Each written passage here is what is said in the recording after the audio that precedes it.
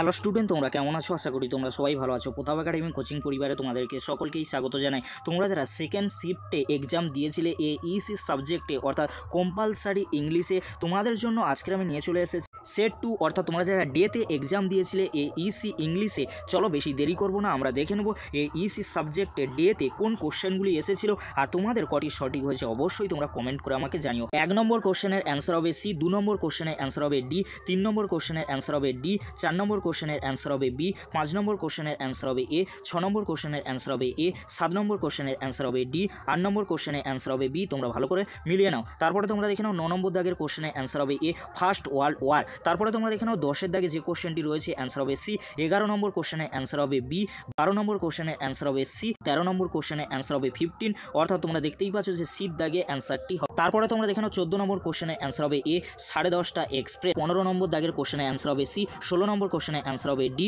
তারপরে তোমরা দেখে নাও 17 নম্বর কোশ্চেনের অ্যান্সার হবে বি, নভেম্বর। তারপরে তোমরা দেখে নাও 18 নম্বর কোশ্চেনের অ্যান্সার হবে C, did not want to live. তারপরে তোমরা দেখে নাও 19 নম্বর কোশ্চেনের অ্যান্সার হবে বি। তোমরা ভালো করে দেখে নাও এ 60 ইয়ার্স ওল্ড। দেখে নাও 20 নম্বর কোশ্চেনের অ্যান্সার হবে ডি।